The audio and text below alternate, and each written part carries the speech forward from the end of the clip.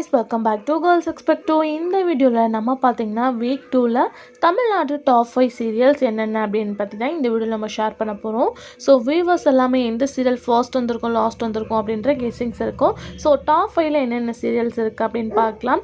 Top 5 Tamil Nadu சீரியலில் 5th பிளேஸில் வந்து மருமகள் சீரியல் தான் இந்த தடவை ரீச் பண்ணியிருக்காங்க. ஸோ டாப் 5ல் மருமகள் சீரியல் இருக்குது.